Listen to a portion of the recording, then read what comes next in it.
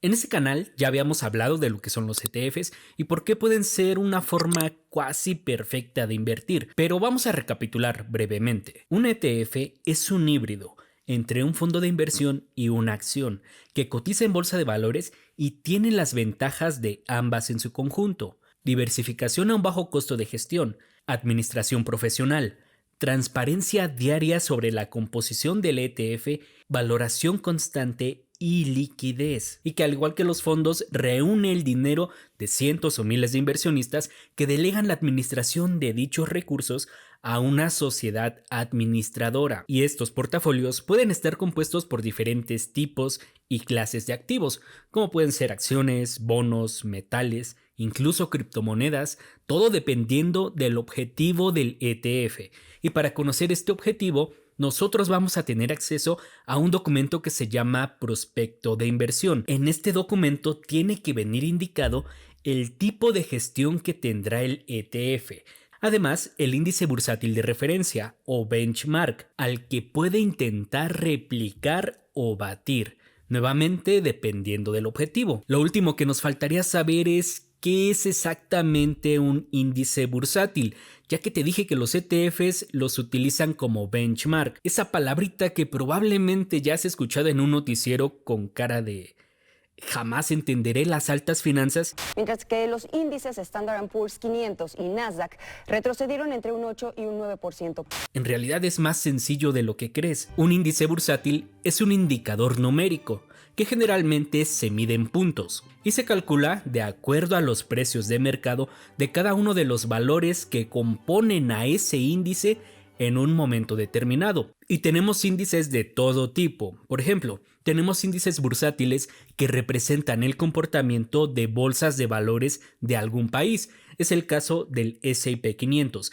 que es el índice bursátil más representativo e importante de Estados Unidos y mide el comportamiento ponderado de las 500 empresas de mayor capitalización que cotizan en bolsa de valores de aquel país. Y entonces cuando escuchas en el noticiero el S&P 500 tuvo una alza de un 1% al cierre del día, lo que nos está queriendo decir eso es que esas 500 empresas en su promedio ponderado subieron en total un 1% su precio de cotización respecto al cierre anterior. En México también tenemos índice representativo de nuestra bolsa de valores, se llama IPC, Índice de Precios y Cotizaciones, y mide el desempeño ponderado de las 35 empresas más grandes que cotizan en bolsa de valores de nuestro país. Y lo mismo pasará con cada país que tenga una bolsa de valores. Tendrá su propio índice representativo, pero además de esto también podemos tener índices que miden el desempeño de sectores o industrias,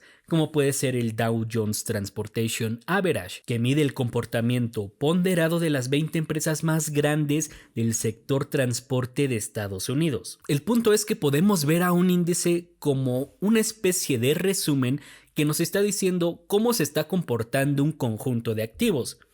La mala noticia es que no puedes invertir en un índice. Ya te había dicho que los índices son valores numéricos. Por ejemplo, la inflación también es un índice y no podemos invertir en la inflación, pero sí hay ETFs indizados que replican el comportamiento de índices. En el caso de un ETF indizado al S&P 500, lo que haría una administradora es comprar las 500 acciones de esas empresas que componen el índice S&P 500, exactamente con la misma ponderación, y además lo gestionaría con la misma metodología. Al hacer esto, la administradora logra de manera indirecta invertir en el índice, ya que esta vez sí está invirtiendo en activos tangibles. Bueno, no es que puedas tocar una acción, pero es una parte representativa de una empresa. Incluso podríamos invertir en todo el mundo si tuviéramos un ETF que comprara acciones de empresas de todo el mundo que cotizaran en bolsa de valores y que además pudiéramos comprar desde un broker estando en México.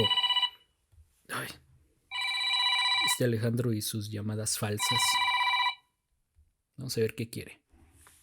Alejandro, sí podemos invertir en todo el mundo con un solo ETF. Cuesta poco más de 2,000 pesos y de hecho lo vamos a ver en el video.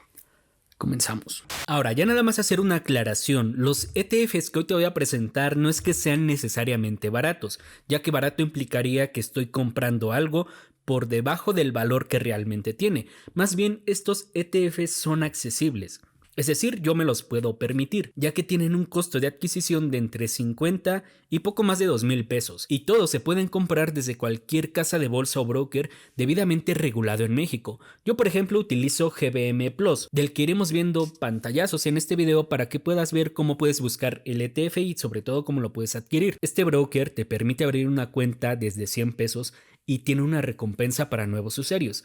Si ingresas en el apartado de recompensas el código que te dejaré en la descripción, te van a regalar tu primera acción con valor de 200 a 300 pesos. Yo también ganaré una recompensa.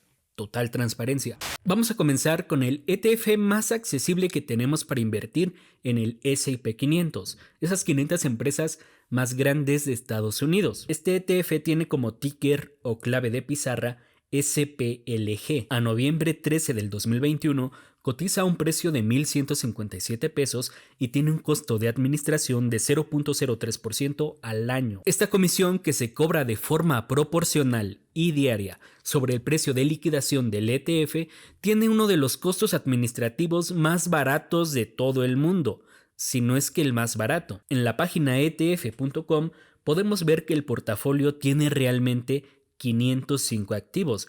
Esto porque además de las 500 empresas del S&P 500, tiene activos líquidos como son dólares o algunos bonos, pero en porcentajes realmente muy pequeños, y el top 10 de acciones conforman el 29.94% de este portafolio e incluye empresas como Apple, Microsoft, Amazon, Tesla, Alphabet, Nvidia, el nuevo Meta, antes Facebook, entre otras. Esta tabla la vamos a ir llenando con datos de todas estas páginas. Por ejemplo, también vemos que reparte un dividendo anual que a noviembre de 2021 correspondía al 1.27% de su precio. Pero sin duda el mayor rendimiento lo vamos a poder ganar con el aumento del precio del título. Pero aquí nos tenemos que detener un poco porque sin duda vale la pena hablar de esto y que quede muy claro. Invertir con una estrategia pasiva indizada en ETFs puede ser bastante predecible.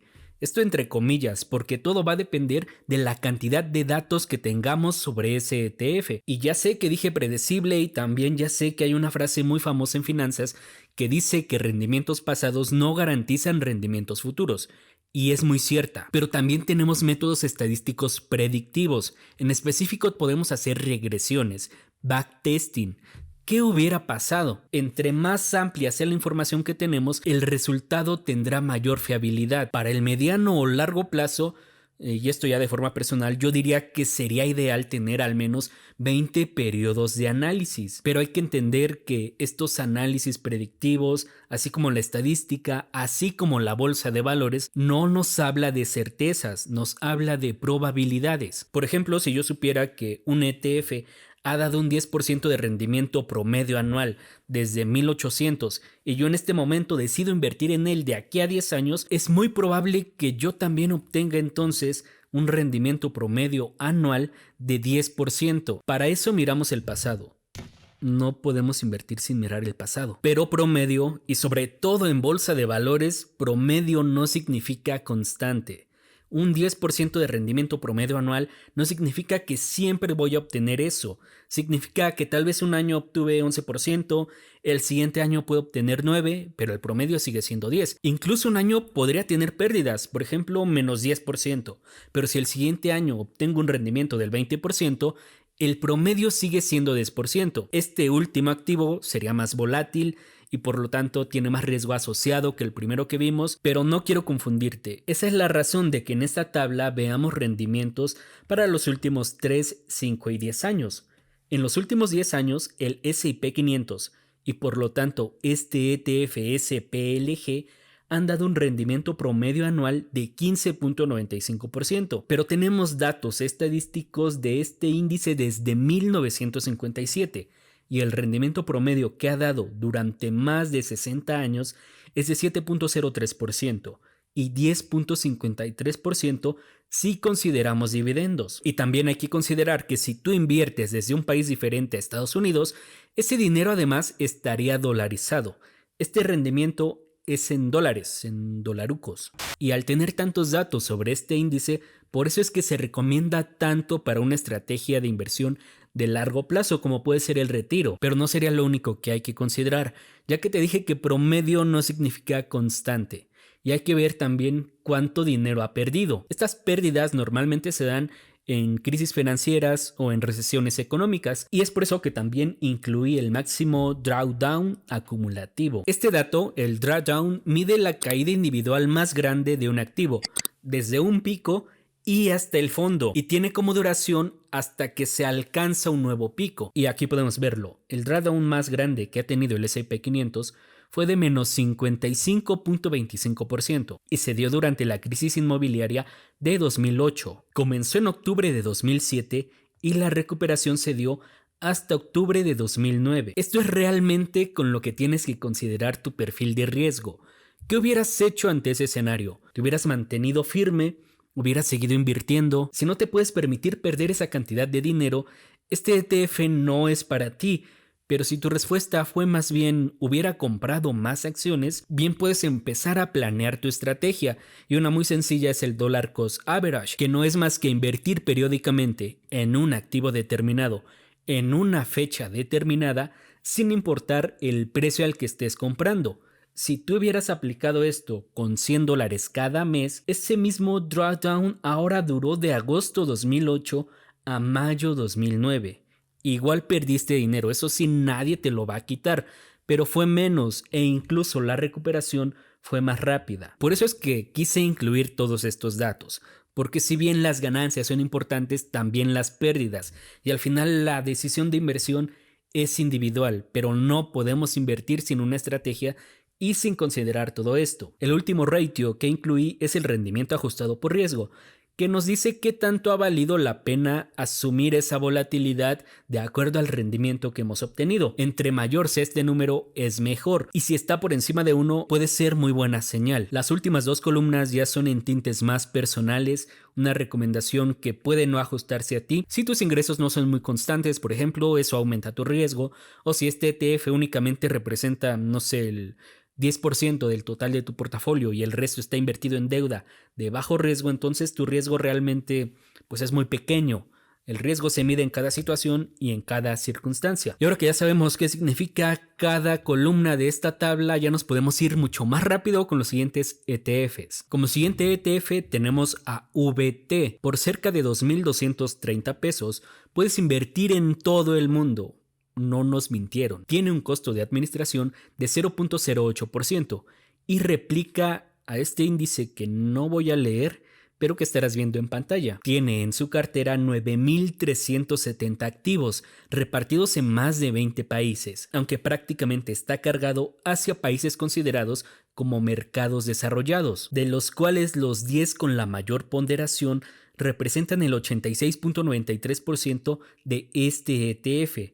Y no solo eso, Estados Unidos por sí solo representa el 58.90% del portafolio. Entonces, este ETF sí nos permite invertir en todo el mundo, pero la realidad es que el desempeño de tu inversión dependerá del desempeño de la economía de Estados Unidos, al punto de que en las 10 acciones preponderantes encontramos a 9 de las mismas que en el S&P 500. Eso sí, este ETF está mucho más diversificado y eso reduce la desviación estándar, la volatilidad, y podríamos decir que tiene menos riesgo asociado, pero a cambio de esa menor volatilidad ha dado un rendimiento de 11.57% en los últimos 10 años, y la caída acumulada más grande que ha tenido se dio desde junio 2008 hasta abril 2009, nuevamente durante la crisis inmobiliaria, y fue de poco más del 50%. Si comparamos este mismo drawdown con el del S&P 500, la menor volatilidad sí se ve reflejada en una caída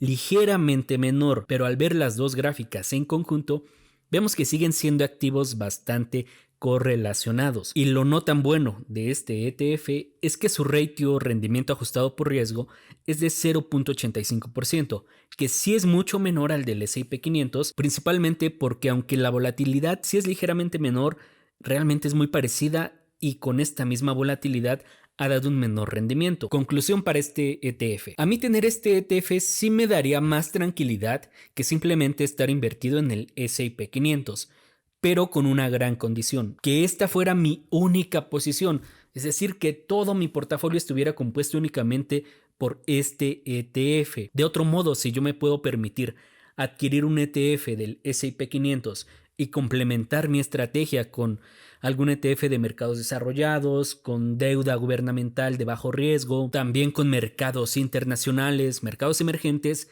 esa para mí sería una mejor alternativa que simplemente estar invertido en VT, que sí te permite invertir en todo el mundo. Y ahora pasemos a ETFs mucho más agresivos, para personas que quieren asumir ese riesgo en búsqueda de mayores rendimientos. Primero tenemos al Genius 21, un ETF del sector tecnológico que puedes adquirir por poco más de 60 pesos y que invierte únicamente en hasta un máximo de 12 empresas, que son las mismas que en este momento componen la cartera.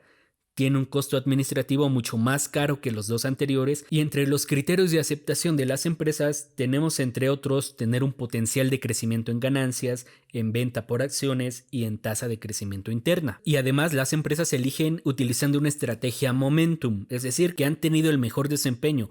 En los últimos 12 meses van entrando, pero para eso algunas tienen que salir. Y para muestra vemos que cuando este ETF se lanzó tenía a Disney entre su cartera, pero en el último rebalanceo quedó fuera y se agregó en su lugar ServiceNow, una empresa de software. Toda esta gestión la haría la administradora, que en este caso es QuantaShares. Tú no te preocupes, pero es importante saber cómo es que eligen a esas empresas, ya que como puedes ver el riesgo de concentración es muy alto.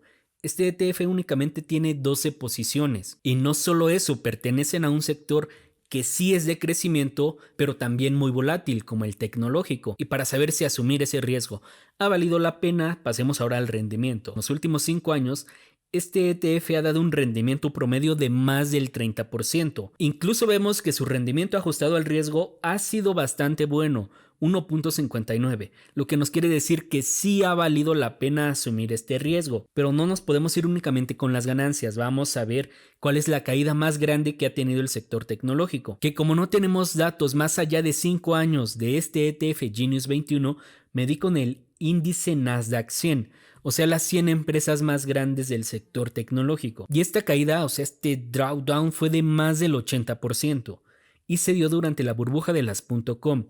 Y la recuperación tomó 16 años. Pocas personas se pueden permitir una caída así y es algo que debes de tener en cuenta antes de invertir en este ETF. Aunque repito, la caída no corresponde a Genius 21, del que no tenemos datos. Corresponde al índice Nasdaq 100 del sector tecnológico, que es donde invierte Genius 21. Último ETF, también con un riesgo ligeramente mayor que invertir únicamente en el S&P 500, tenemos a IWW, un ETF que a noviembre de 2021 puedes adquirir por poco más de 1,770 pesos y que invierte en empresas integrantes del S&P 500, pero con características de crecimiento. Esta característica se basa en 3 factores: crecimiento en ventas, crecimiento en ganancias y momentum. Una estrategia muy parecida a la de Genius 21, con la diferencia de que este ETF invierte en más sectores, aunque también está muy cargado al sector tecnológico con más del 50% del portafolio. A noviembre de 2021, IWW tenía 244 activos, pero el top 10 de acciones representan más del 50% de la composición. Y vemos lo que ha sido una constante.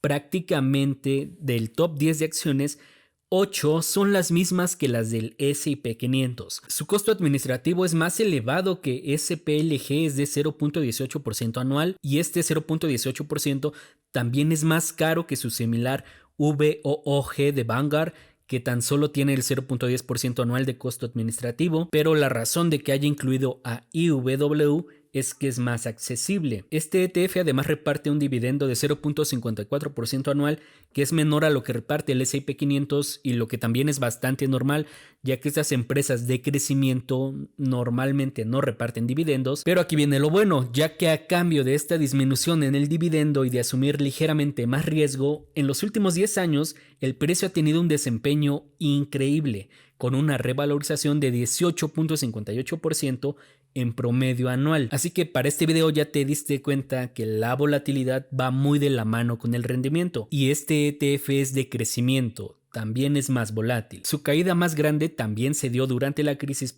.com, donde tuvo un ajuste desde julio del 2000 hasta noviembre del 2013, más de 13 años, perdiendo el 57.33% de su valor. Si comparamos este drawdown con el del Nasdaq, es menor, pero si lo comparamos con el del S&P 500 desde el año 2000, es mayor. Sin embargo, vemos que su rendimiento ajustado por riesgo es bastante bueno, de 1.30, que es mejor que el del S&P 500, y podríamos decir que entonces hasta ahora asumir esa volatilidad también ha valido la pena. Así que aquí lo tienes. Estos fueron 4 ETFs, todos accesibles, que puedes comprar desde México y para diferentes perfiles de inversionistas. Por último, quiero hacer una breve mención. Ya sé que este video está quedando muy largo, pero también creo que es necesario. Quiero hacer una breve mención a IVV Peso, un ETF que replica el S&P 500 que puedes adquirir por poco más de 80 pesos, pero que además tiene un forward peso dólar. Este forward, y de manera sencilla, hace que el rendimiento del ETF IVV Peso no se ve afectado por las fluctuaciones del peso dólar. Como resultado de esto, en los últimos 3 años, invertir en el IVV Peso te hubiera funcionado de maravilla. Mejor que invertir simplemente en el S&P 500 dolarizado. Esto porque durante ese periodo, y aunque no lo creas, el peso se ha apreciado contra el dólar. Pero si tomamos como referencia los últimos 20 años, te hubieras perdido de poco más de un 4% de rendimiento promedio anual adicional, que es lo que le ha ganado el dólar al peso. Así que para una estrategia de inversión de largo plazo, IVV Peso no es tan buena opción, a menos de que creas que el peso se va a apreciar contra el dólar. Pero si tú crees lo contrario, que el dólar se va a apreciar contra el peso, es mejor estar dolarizado. Además de que IVV Peso tiene un costo administrativo de 0.49%, lo que es 16 veces más cara que la comisión de SPLG. Esa es la razón de que no se haya incluido en esta lista y que mejor haya incluido a SPLG. Pero si quieres una comparación más amplia sobre cuál es el mejor ETF que nos permite invertir en el S&P 500, por aquí te voy a dejar el último video con esa comparación. Terminamos. Como siempre, si quieres apoyar este video, puedes hacerlo de las formas en las que a YouTube le gusta, con el like, los comentarios, ese tipo de cosas. Y sin más, yo te agradezco por verme, por llegar hasta esta parte del video. Sé que fue un video largo. Nos vemos.